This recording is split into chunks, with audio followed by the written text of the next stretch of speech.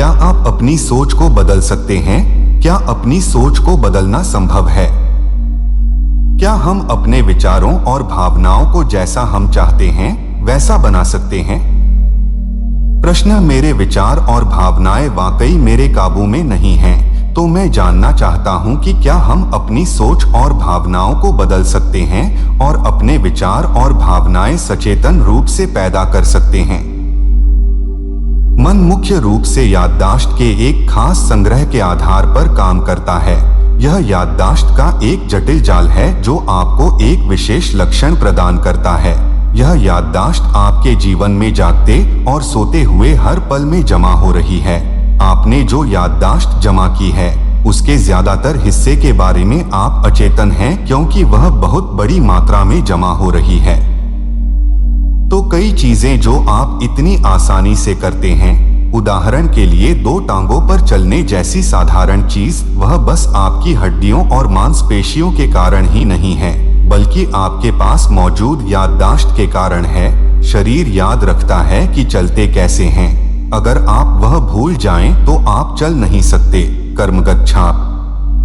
जब हम याददाश्त कहते हैं तो लोग मन के बारे में सोचने लगते हैं, लेकिन शरीर में मन की अपेक्षा बहुत ज्यादा याददाश्त होती है। आपके दादा के दादा के दादा की नाक आपके चेहरे पर लगी हुई है, क्योंकि आपके शरीर के अंदर किसी चीज को वह याद है। आपका शरीर अभी भी याद रखता है कि 10 लाख साल पहले कोई व्यक्ति कैसा था और अभी भी उसका असर दिखता है। तो शरीर की याददाश्त मन की याददाश्त से कहीं बड़ी है। इस याददाश्त को हम कर्मगत छाप कहते हैं। एक ऐसा समय था जब भारत में समाज आपकी कर्मगत छाप को संभालने की कोशिश कर रहा था। इसी मकसद से जातियां और गोत्र और दूसरी चीजें शुरू की गई थीं, लेकिन वो अब पूरा खत्म हो गया है, तो आपको उसे अपने भीतर ही संभालना होगा। सचेतन स्तर पर आपके विचार किस तरह के हैं, वह बस उस याददाश्त से तय होता है जो आपने इस जीवन में अपने जन्म से अब तक सचेतन रूप से जमा की है। इस सचेतन याददाश्त को प्रारब्ध कहते हैं, लेकिन आपके अंदर ये विचार किस तरह की भावनाएं पैदा करते हैं, वह मुख्यतया याददाश्त की एक अचेतन प्रक्रिया से आता है। वह याददाश्त सचेतन याददाश्त से कहीं बड़ी है और संचित कहलाती है। संचित का अर्थ है कर्मतत्व का अचेतन संग्रह जो अपने ही तरीके से कार्य करता रहता है। यह स्वयं को अभिव्यक्त करने के संदर्भ में सक्रिय नहीं है, लेकिन यह आपको लाखों अलग अलग तरीकों से प्रभावित करने में सक्रिय है। क्या इसका मतलब यह है कि आप पूरी तरह से पूर्व निर्धारित हैं और आप कुछ बदल नहीं सकते? नहीं। इसी आधार की वजह से आप मौजूद हैं। आप खुद का क्या बनाना चाहते हैं वो अब भी आपके ऊपर है। नियति कोई तयशुदा चीज नहीं है। नियति आपके शरीर के ढांचे की तरह है। यह आपका कद तय करता है, लेकिन यह हर चीज तय नहीं करता। आप इस ढांचे पर कितना भरते हैं वह आपके ऊपर है। दृष्टिकोण का सवाल, तो क्या आप अपनी सोच को बदल सकते हैं? इस बात पर गौर करने के बजाय कि आप में कैसे विचार और भावनाएं आ रही हैं। जीवन के अधिक विशाल परिदृश्य में आप यह देखिए कि आप धूल के बस एक कण हैं। इस पूरे ब्रह्मांड में हमारी आकाशगंगा एक छोटी सी घटना है। आकाशगंगा में यह सौर मंडल एक छोटा कण है। उस छोटे कण में पृथ्वी एक और छोटा कण है। उसमें आपका शहर एक अत्यंत छोटा कण है।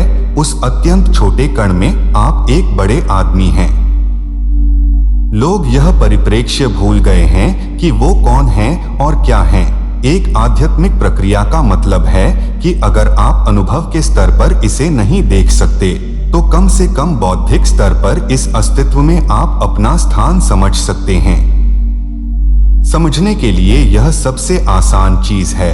अगर आप इतना समझ जाते हैं तो एक नई संभावना खुल जाती है। आप अलग तरह से घूमेंगे, अलग तरह से बैठेंगे, अलग तरह से सांस लेंगे और जीवन को अलग तरह से अनुभव करेंगे।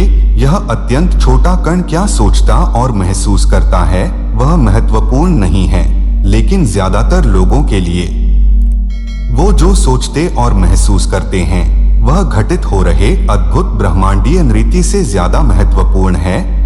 ब्रह्मांड में आज सब कुछ बहुत बढ़िया चल रहा है, लेकिन बस एक विचार आपको परेशान कर सकता है और आपको उदास कर सकता है। अगर आप बस यह देखते हैं, मैं जो सोचता हूँ और महसूस करता हूँ वह बहुत महत्वपूर्ण नहीं है। अगर आप अपने और अपने विचार और भावनाओं के बीच इस दूरी को ले आते हैं, तब वो एक सचेतन प्रक्रिया बन जाते हैं। एक बार जब आपके विचार और भावनाएं एक सचेतन प्रक्रिया बनते हैं, तब आप कई तरीकों से कर्मगत प्रक्रिया से आजाद होते हैं।